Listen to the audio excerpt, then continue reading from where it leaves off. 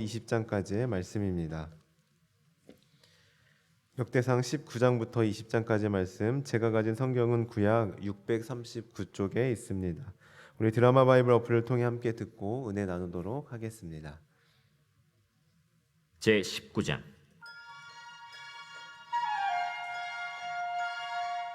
그 후에 암몬 자손의 왕 나하스가 죽고 그의 아들이 대신하여 왕이 되니 다윗이 이르되, 한운의 아버지 나하스가 전에 내게 호의를 베풀었으니 이제 내가 그의 아들 한운에게 호의를 베풀리라 하고 사절들을 보내서 그의 아버지 죽음을 문상하게 하니라.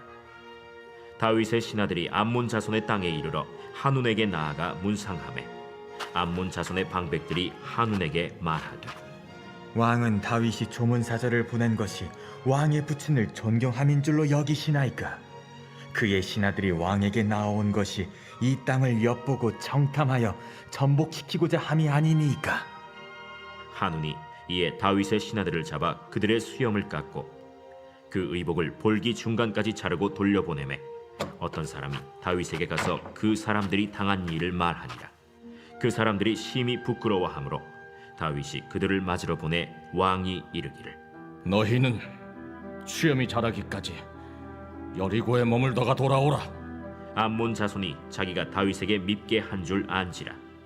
한운과 암몬 자손은 더불어 은 1000달란트를 아람 나하라임과 아람 마가와 소바에 보내 병거와 마병을 상내되 곧 병거 32,000대와 마가 왕과 그의 군대를 고용하였더니 그들이 와서 메드바 앞에 진침해 암몬 자손이 그 모든 성읍으로부터 모여와서 싸우려 한지라. 다윗이 듣고 요압과 용사의 온 무리를 보냈더니 암몬 자손은 나가서 성문 앞에 진을 치고 도우러 온 여러 왕은 따로 들이 있더라. 요압이 앞뒤에 진 적진을 보고 이스라엘에서 뽑은 자 중에서 또 뽑아 아람 사람을 대하여 진을 치고 그 남은 무리는 그의 아우 아비새의 수하에 맡겨 암몬 자손을 대하여 진을 치게 하고 이르되, 만일 아람 사람이 나보다 강하면 네가 나를 돕고 만일 암몬 자손이 너보다 강하면 내가 너를 돕리라. 너는 힘을 내라. 우리가 우리 백성과 우리 하나님의 성읍들을 위하여 힘을 내자. 여호와께서 선히 여기시는 대로 행하시길 원하노라. 요압과 그 추종자가 싸우려고 아람 사람 앞에 나아가니 그들이 그 앞에서 도망하고 암몬 자손은 아람 사람이 도망함을 보고 그들도 요압의 아우 아비새 앞에서 도망하여 성읍으로 들어간지라. 이에 요압이 예루살렘으로 돌아오니라. 아람 사람이 자기가 이스라엘 앞에서 패하였음을 보고 사신을 보내 강 건너편에 있는 아람 사람을 불러내니 하다데셀의 군대 사령관 소박이 그들을 거느린지라. 어떤 사람이 다윗에게 전하매 다윗이 온 이스라엘을 모으고 요단을 건너 아람 사람에게 이르러 그들을 향하여 진을 치니라. 다윗이 아람 사람을 향하여 진을 치매 그들이 다윗과 맞서 싸우더니 아람 사람이 이스라엘 앞에서 도망한지라. 다윗이 아람 병거 7,000대의 군사와 보병 4만 명을 죽이고 또 군대 지휘관 소박을 죽이매 하다데셀의 부하들이 자기가 이스라엘 앞에서 패하였음을 보고 다윗과 더불어 화친하여 섬기고 그 후로는 아람 사람이 암몬 자손 돕기를 원하지 아니하였더라. 제20장.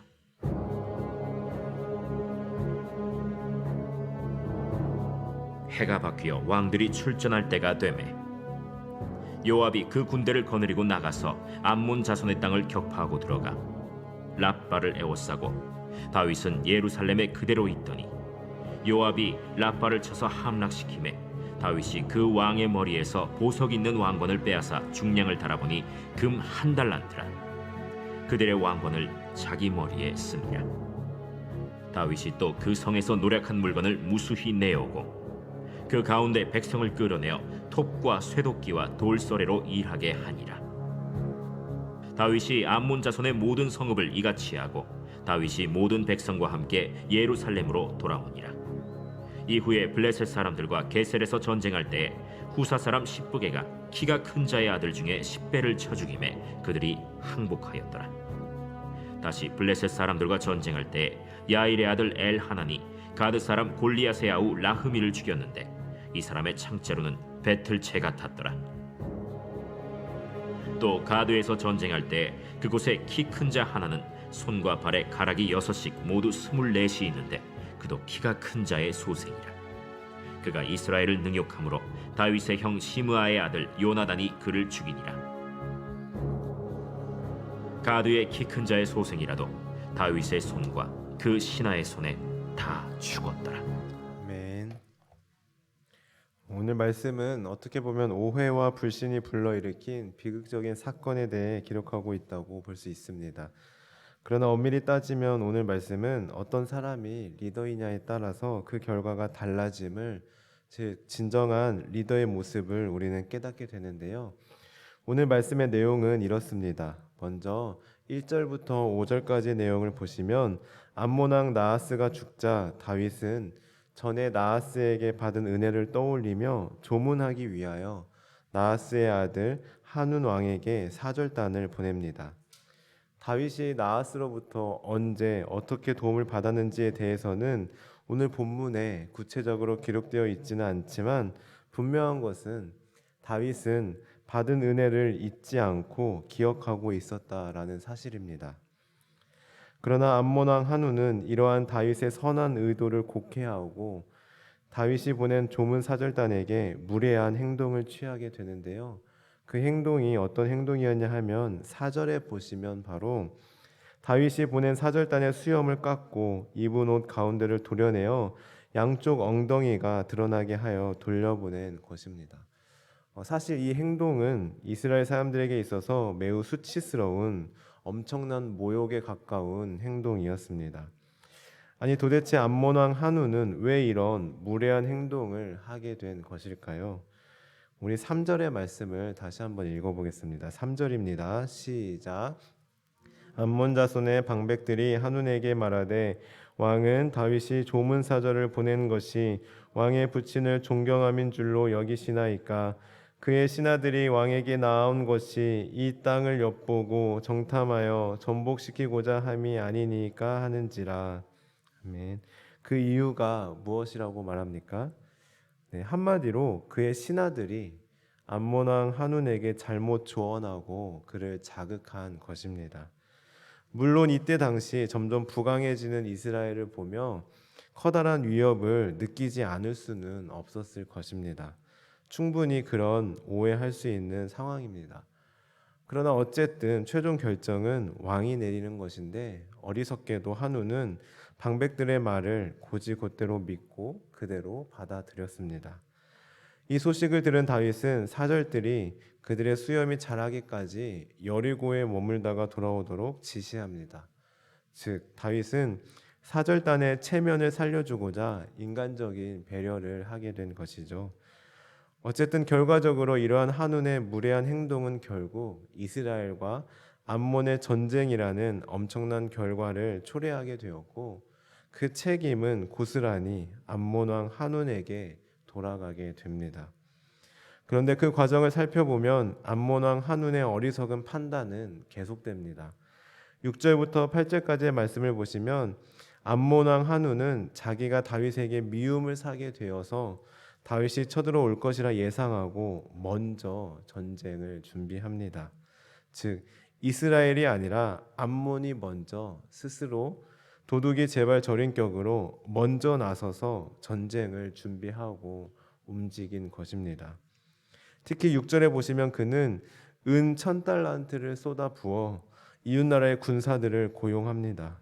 여기에서도 우리는 한운의 어리석음을 발견하게 됩니다. 즉 그를 도와주는 이웃 나라들은 신뢰를 바탕으로 한 동맹 관계에서 온 사람들이 아니라 돈을 받고 싸움해 주는 말 그대로 용병인 것입니다. 이처럼 그는 많은 돈으로 사람을 고용하였습니다. 그저 돈으로 물량으로 해결하려고 하였던 것입니다. 이와 정반대로 이스라엘 군대는 요압이 이끌게 되는데요. 처음에 요압이 이끄는 이스라엘 군대는 암몬 군대와 그들을 도우러 온 용병인 아람 군대 사이에 끼이게 되었습니다. 이처럼 앞뒤에 적들이 포진해 있는 위기의 상황에서 요압은 이스라엘 군대 가운데서도 최정예 부대를 뽑아 아람 군대에 대하여 진을 쳤고 남은 군대는 그의 아우인 아비새의 수하에 붙여서 암몬 자손에 대하여 진을 치게 하였습니다. 아마도 요압은 용병인 아람 군대가 암몬보다 더 전쟁 기술이 앞선 강한 군대라고 판단했던 것 같습니다. 어쨌든 이렇게 요압은 전선을 둘로 나눔으로써 상대방의 전력을 양분화하였습니다. 그리고는 아우 아비새에게 이렇게 말하는데요. 우리 19장 13절의 말씀을 함께 읽어보겠습니다. 19장 13절입니다. 시작. 너는 힘을 내라. 우리가 우리 백성과 우리 하나님의 성읍들을 위하여 힘을 내자. 여호와께서 선히 여기시는 대로 행하시기를 원하노라 하고. 아멘. 이처럼 그는 전략을 세우되 최종적으로 무엇보다 하나님의 도우심을 구합니다. 즉 하나님께서 우리를 위해 싸우신다는 사실을 동생 아비새와 이스라엘 군대가 들을 수 있도록 선포합니다. 이를 통해 그는 하나님께 도우심을 구함과 동시에 이스라엘 군대에게는 하나님께서 함께 하신다는 사실을 일깨워 줌으로써 이스라엘 군대의 믿음을, 정신을 다시 무장하도록 한 것입니다. 암몬 왕 한운과 너무 비교되지 않습니까? 한쪽은 그저 돈으로 사람을 사고 용병을 의지하는 데 반하여 한쪽은 하나님을 의지하고 자기 백성들의 정신을 무장하고 있습니다.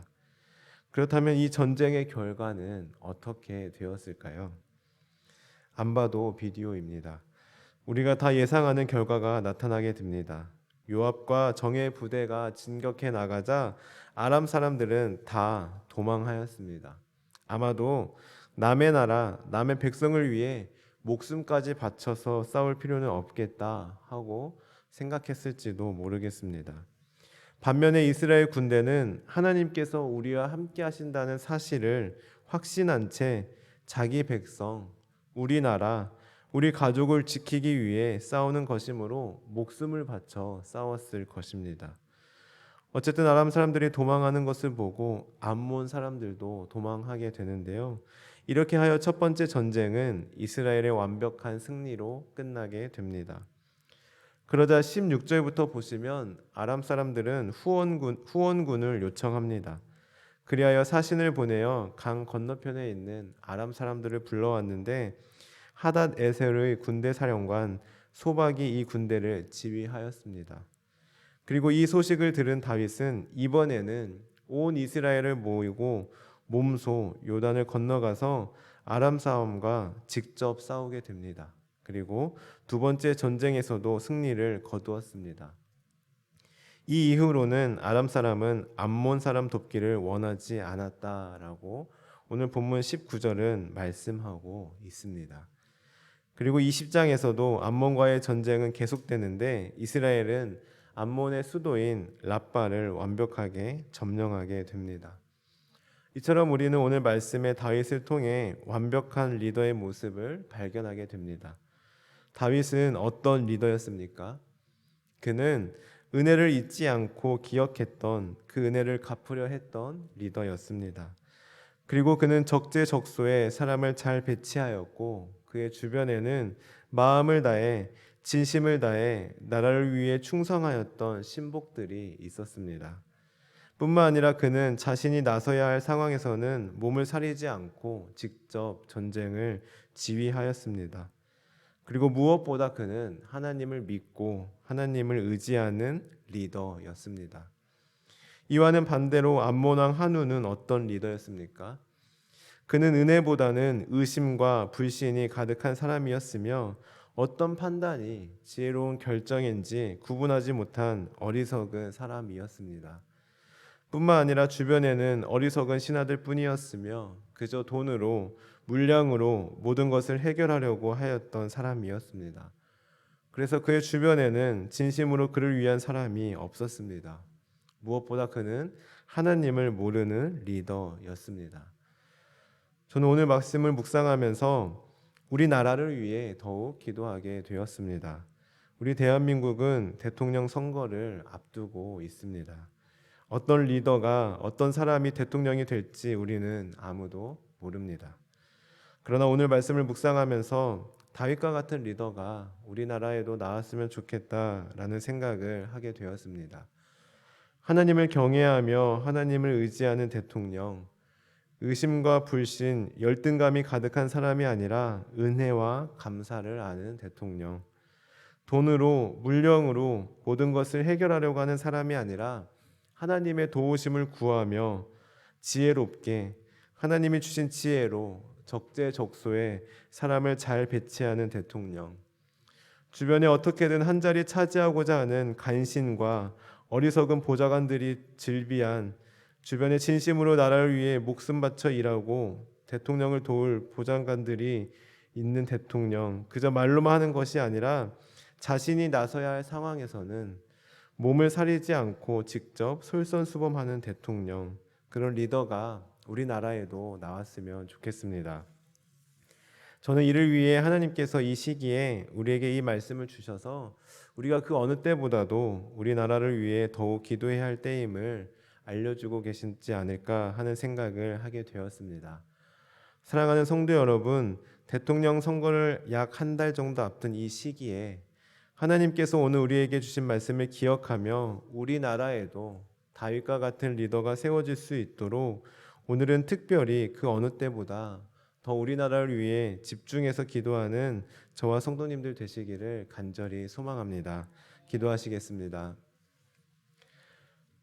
하나님, 오늘 말씀을 통하여 전혀 다른 두 리더의 모습을 보게 하시니 감사합니다. 이를 통하여 우리나라를 위해 기도할 수 있도록 깨닫게 하시니 감사합니다. 하나님, 우리나라에도 다윗과 같은 리더가 대통령이 세워지기 원합니다. 하나님을 경외하며 하나님을 의지하는 대통령, 그리하여 하나님께서 주시는 지혜로 나라를 잘 이끌어가는 대통령이 세워질 수 있도록 우리나라 가운데 은혜를 더하여 주옵소서. 이를 위해 우리가 우리나라를 위해 더욱 기도하는 복된 하루 되게 하옵소서. 감사드리며 예수님의 이름으로 기도드립니다. 아멘.